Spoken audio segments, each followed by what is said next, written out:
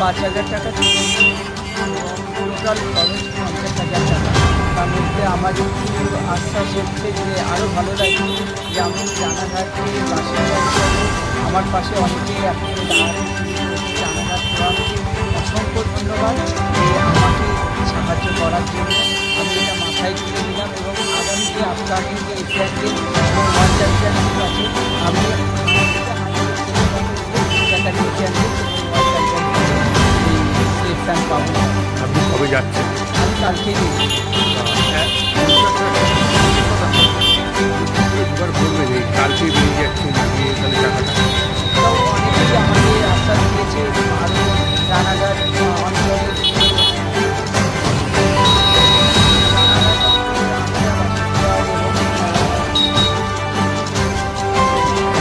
আন্দিয়ার অঞ্চলে যারা রয়েছে তারাও আমাকে অনেকটাই হেল্প করছেন এবং 1 নম্বর ব্লকের সভাপতি তিনিও আমাকে হেল্প করেছেন, ভীষণভাবে হেল্প করেছেন।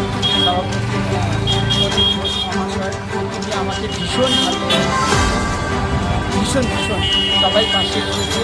বিশিষ্ট সমাজসেবীরাও আমার পাশে এসে দাঁড়িয়ে। আমরা সিটিজেন ফোরাম সর্বদা মানুষের আমরা সম্পর্কে জানতে পারলাম রানাঘাটের সুসংখ্যা ক্রীড়া আন্তর্জাতিক সে সম্পর্কে যে আন্তর্জাতিক চ্যাম্পিয়নশিপ হয়েছিল সেখানে 200 এবং 400 মিটারে সে স্বর্ণপদক সোনা জিতে আসে। এটা ভারতের কাছে একটা বিরাট গর্বের কথা, সাথে সাথে রানাঘাটের কাছে আগামীকাল সে হায়দ্রাবাদ যাচ্ছে প্যারা অলিম্পিক মানে চূড়ান্ত যোগ্যতার মাপকাঠি সেখানে দিয়ে প্যারা অলিম্পিক্সে সুযোগ পাওয়ার জন্য। আমরা খুব আশাবাদী সে প্যারা অলিম্পিক্সে যাবে, কিন্তু সে অত্যন্ত দরিদ্র ঘরের ছেলে তো প্যারা অলিম্পিক্সে যেতে গেলে তার কিছু অর্থের দরকার। তো আমরা মানবিক সংস্থা হিসেবে আতর আলীর কাছে আজকে আমরা সামান্য কিছু অর্থ আমরা ওর হাতে তুলে দেবো।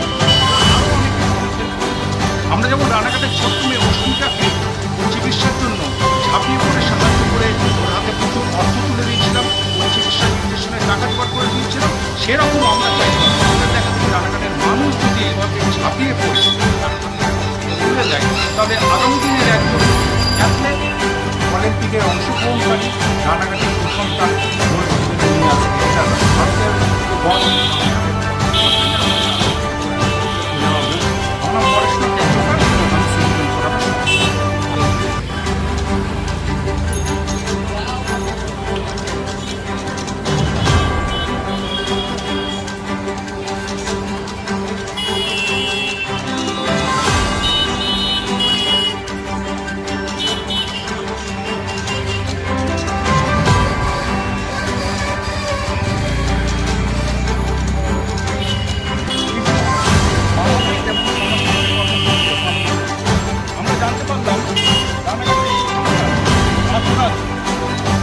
ফিজিক্যালি চ্যালেঞ্জ সে সম্প্রতি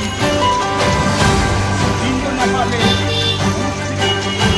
আন্তর্জাতিক এবং স্বর্ণপদক সে জয়লাভ করে। হায়দ্রাবাদ চলে যাচ্ছে, ব্যাঙ্গালোর চলে যাচ্ছে এবং সে